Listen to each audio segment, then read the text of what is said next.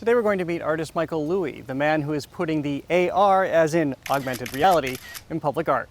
All around me here is one of the largest public art exhibitions dotting Boston right now. It oozes across water, hovers overhead, and it fills fields with grunting animals.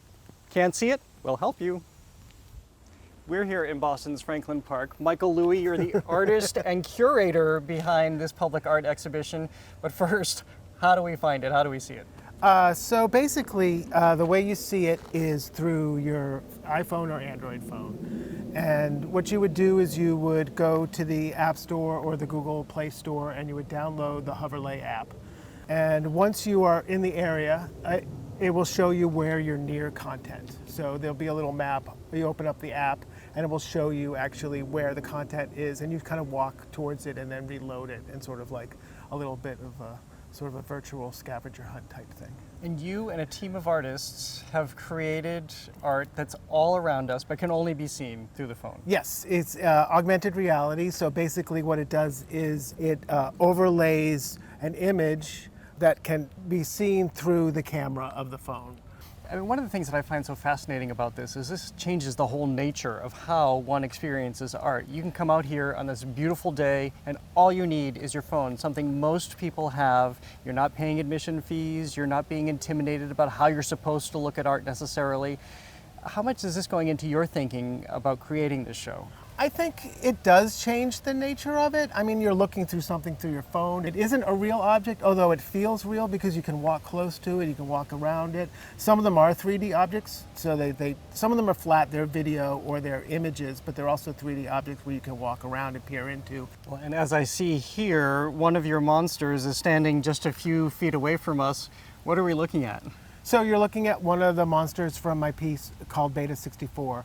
And basically, it's a video shot against green screen, and you're able to sort of see it in the landscape.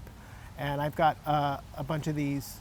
I think there are 2 in Franklin Park, and there are a lot more throughout the Emerald Necklace.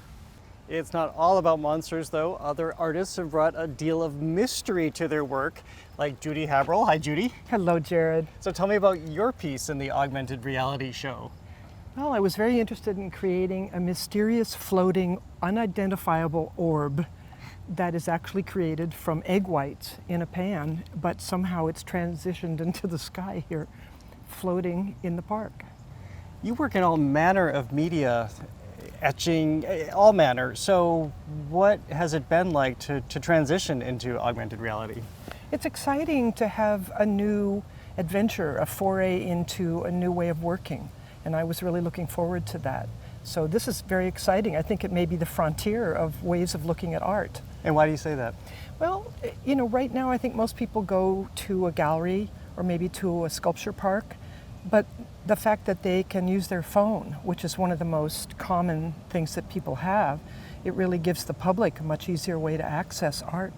And I think that's really exciting. And I think Michael has really come up with a wonderful venue for this. I'm really struck at your ability to look. So as you just mentioned, you didn't do this in a studio, you did this in your kitchen in a frying pan and found art in an egg. That's right, it's true. I mean, I cook egg whites every morning in a cast iron pan, but it's always different. It looks like the moon or the sun or something, and I thought, you know, how would that be as a free-floating thing and not just tied or tethered to the frying pan, and it made the transition really beautifully. And it's got great texture. That's something I always love about art is you can see the texture, Yeah. in, especially in paintings or whatnot, or etchings. You can see how the artist has worked. Eggs, great for texture. Exactly.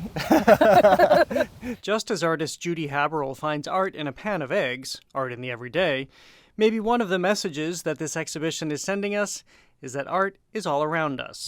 We just need to know how to look for it. Alpha 60 is on view through September 30th.